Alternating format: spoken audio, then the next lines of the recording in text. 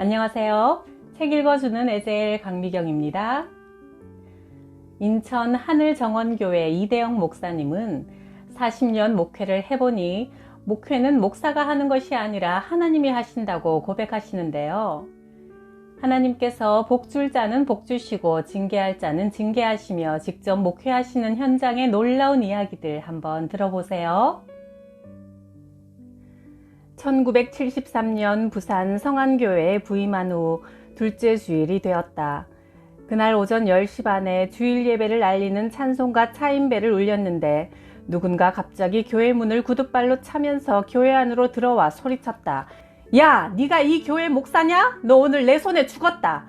일요일에 잠 좀 자면서 쉬려고 했는데 수면 방해를 해? 내가 누군지 알아? 그는 내 넥타이를 꽉 잡고 밖으로 끌고 나갔다. 1km 이상 되는 거리를 개처럼 질질 끌려가서 나를 파출소 안으로 데려가 큰 소리로 말했다. 이 목사 새끼 빨리 수갑 채워! 그리고 법원으로 빨리 넘겨버려! 이놈은 내가 직접 콩밥을 먹일 놈이야! 그러자 경찰들이 판사님 하며 쩔쩔맸다. 그때서야 나는 이 사람이 판사인 줄 알았다. 나는 담대하게 대항해야겠다는 생각이 들어 경찰관에게 말했다. 박정희 대통령께 빨리 전화를 걸어주시오.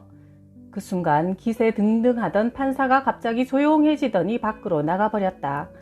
왜냐하면 당시 새마을 운동과 국가 재건 운동이 활발하게 진행될 때라 정부에서는 교회에서 새벽종 소리를 울리는 것을 오히려 권장하던 때였기 때문이다. 그래서 나는 경찰관들에게 조목조목 따지며 담대히 말했다. 이 사람이 교회에서 이곳까지 나를 현장범을 잡은 것처럼 개 끌듯이 끌고 왔소. 이 사람의 죄는 첫째, 성직자를 자기 손으로 죽인다며 모욕한 죄이고, 둘째는 파출소에 와서 나를 법원으로 넘기라고 직권남용으로 협박한 죄요. 과연 누가 잘못했는지 한번 따져봅시다. 그러자 교회 다닌다는 한 경찰관이 사정했다. 이제 판사님도 안 계시니까 목사님 빨리 가셔서 예배인도 하셔야죠. 제가 모셔다 드리겠습니다. 그러더니 오토바이로 교회까지 데려다 주었다. 나는 그 판사가 너무나 불쌍하게 여겨져 그 영혼을 구원해 달라고 매일 저녁 기도했다. 그런데 목요일 아침에 40세인 그 젊은 판사가 죽은 시체로 발견되었다. 전날 밤 술이 취한 상태에서 선풍기를 틀어놓고 잠을 자다가 체온이 떨어져 어이없이 죽었다고 한다. 그의 자녀인 5학년 아들과 3학년 딸이 우리 교회 다니고 있었고 그의 아내도 학생 때 교회를 다녔었다고 한다. 그날 아이들과 어머니가 나를 찾아와 울면서 목사님 어려우시겠지만 우리 남편 장례식을 맡아주세요 애원했다. 아주 무더운 여름이라 시신이 있는 방으로 들어가니 벌써 고약한 냄새가 났다. 하루 3번씩 예배를 드렸는데 수많은 법관들, 고위 공무원들이 조문객으로 와서 이구동성으로 하는 말이 장래가 촉망되고 국가적으로도 중요한 일을 해야 하는 사람이 왜 이리도 빨리 갔느냐며 애통해했다. 알고 보니 그는 서울대 법대를 나와 졸업 전에 고시에 패스한 수재여 대통령이 직접 임명한 판사였다. 나는 장례식을 전도의 기회로 삼고 부활의 소망을 전했다. 이 세상에서 아무리 권력과 부귀영화를 누려도 죽으면 허무한 것이 인생입니다. 사람이 한 번 죽는 것은 하나님이 정하신 일이요 그 후에는 심판이 있다고 하셨으니 여기 계신 여러 판사와 법조인 여러분, 인간의 영생과 영벌을 정하시는 참된 심판자 되신 하나님을 믿으시고 우리 죄를 대신 지고 십자가에서 죽으심으로 우리에게 무죄를 선고해 주신 예수 그리스도를 구원자로 영접하셔서 천국 영생의 기쁨을 누리시길 바랍니다. 1968년 경기도 화성시 장안면 사곡리에 있는 여집사님의 집에서 예배를 시작했다. 주일날 초라한 예배 장소인데도 15명이 모여들어 이구동성으로 말했다. 전도사님, 교회를 꼭 세워주세요. 그들의 요구가 내게는 하나님의 음성으로 들렸다. 나는 낮에 그 마을에서 제일 높은 봉화산 꼭대기에 올라가 마음껏 부르짖어 기도했다. 그러자 봉화산 안쪽에 살던 김씨라는 사람이 내 기도 소리를 들었는지 나를 불러 이렇게 말했다. 전도사님, 저는 교회에 다니지 않지만 전도사님이 하시는 일은 도와드리고 싶네요. 교회 지을 땅을 3,000평 제가 기증하겠습니다. 그리고 저는 새마을 운동 전국 강사로 바쁘게 사느라 교회에 나갈 수 없지만 대신 제 동생은 교회에 꼭 보내겠습니다. 땅 한 평 없던 교회가 하루아침에 3,000평이라는 넓은 땅을 갖게 되었다. 교인들 모두 한마음이 되어 신바람 나게 벽돌을 쌓아 올려가는데 어느 날 아침 그 마을에서 어른이요 선생으로 인정받는 노인이 삽을 들고 와 내 배를 툭툭 치며 말했다. 이놈아, 이 자리에 교회를 세운다고? 절대로 안 돼! 여기는 풍수지리상으로 호랑이 꼬리가 되기에 봉화산 호랑이가 움직이면 우리 마을은 다 망하고 말어. 그러니 좋은 말 할 때 빨리 때려치워. 만약 그렇지 않으면 내가 다 때려 부수고 말 거야. 하지만 나는 담대히 말했다. 이 집은 하나님의 집입니다. 사람이 함부로 헐고 짓고 하는 것이 아닙니다. 그랬더니 그 노인이 쌓아놓은 벽돌을 다 헐어버리고 말았다. 나는 그대로 땅바닥에 주저앉아 정신없이 울었다. 하나님, 손이 다 터져 피 흘리며 교회를 세워가고 있는데 왜 이렇게 무너지게 내버려 두십니까? 저는 앞으로 하나님 일을 하지 않겠습니다. 제 손 좀 보세요. 속살이 다 터져서 피가 줄줄 흐르고 있잖아요. 저는 억울해요. 그렇게 기도하는 가운데 밤이 깊었다. 기진맥진하여 이제 더는 살기도 싫습니다 하니 그 순간 주님이 나타나 내 손을 꽉 잡으셨다. 주님 손에서는 붉은 선지피가 뚝뚝 떨어지고 있었다. 주님이 내게 물었다. 대영아, 네 손에서 피가 얼마나 흘렀니? 내 손에서 흐르는 피가 보이느냐? 네가 그렇게도 억울하냐? 나는 어떤 대답도 할 수 없었다. 다시 주님의 말씀이 이어졌다. 나는 너를 피 흘려 죽기까지 사랑한다. 그리고 네가 미워하는 그 사람도 사랑한다.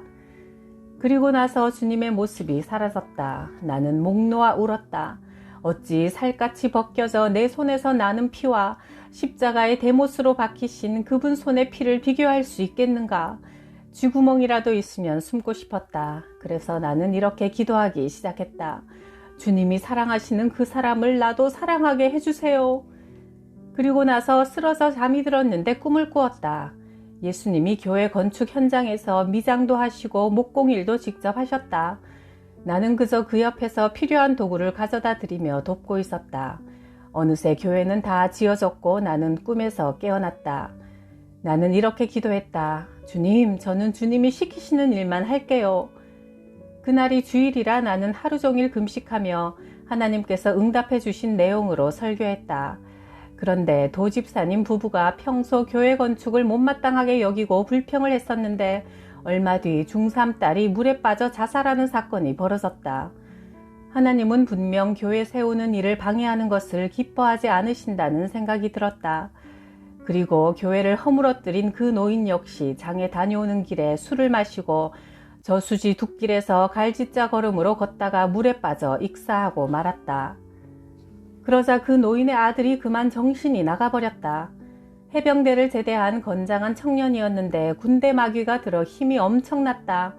아무도 그를 제압할 수 없었다.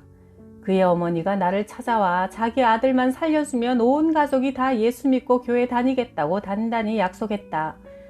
그날 밤 집사님들과 그 집에 신방을 가서 힘차게 찬송을 부르고 예배를 드렸다. 나는 그 청년의 오른손을 꽉 잡고 무릎을 꿇게 한 후 기도했는데 웬일인지 그는 꼼짝도 못하고 순종했다.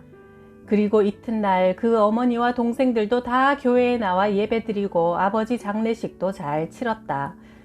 그 후 그 청년이 교회를 건축하는 일에 앞장서자 아무도 불평을 늘어놓을 수 없었고 미치광이가 되어 마을 사람들이 손도 못 댔던 해병대 청년이 온전해진 모습을 보고 사람들이 교회에 나오기 시작했다.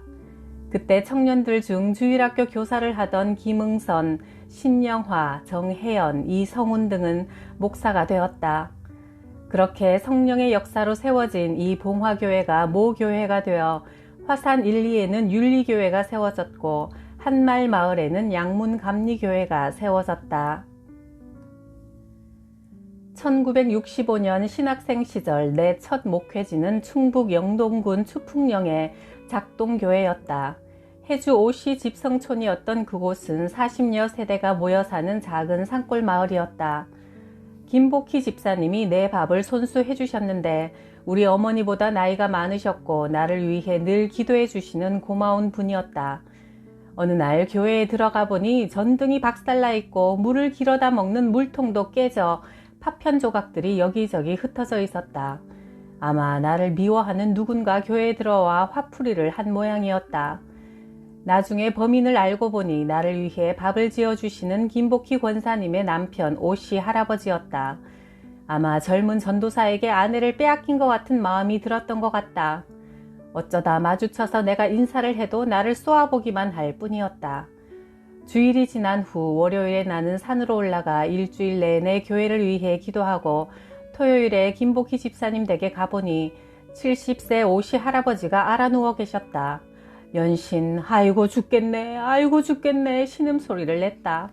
서둘러 김천보건의료원에 가서 진료를 받으니 간암 말기로 한두 달밖에 살지 못한다고 했다. 나는 그날부터 매일 할아버지 옆에서 기도하며 잠을 잤다. 어느 날 그 노인이 내 손을 꼭 붙잡고 엉엉 울며 회개했다.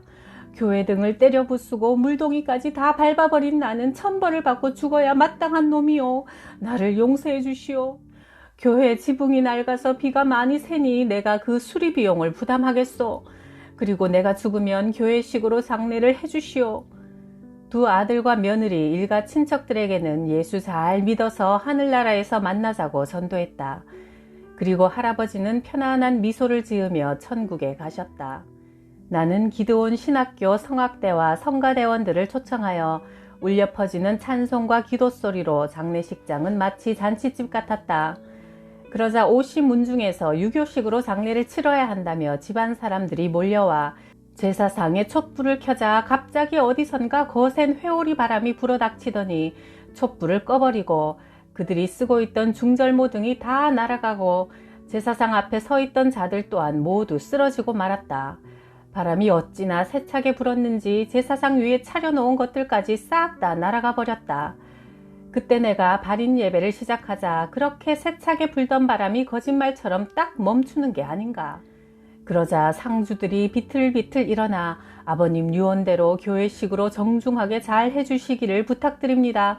말하는 순간 그렇게 어두웠던 하늘의 먹구름이 사라지고 청명한 하늘이 나타나 따스한 햇살을 비추었다. 신학생들이 우렁차게 찬송을 부르며 관을 메고 운반하는데 온통 흰 꽃송이로 덮인 꽃상려 정중앙에는 빨간 십자가 꽃이 피어 예수님의 사랑을 전해주었다. 앞에서는 성악대의 나팔 소리와 함께 둥둥 울리는 북소리, 뒤따르는 흰옷 입은 여학생들의 찬양과 수십 명 성도들의 행렬은 마치 하늘나라로 향해 가는 듯 영광스러운 광경이었다. 믿지 않는 마을 사람들도 모두 나와 할아버지가 하늘로 가는 그 밝은 길을 감탄하며 지켜보았다.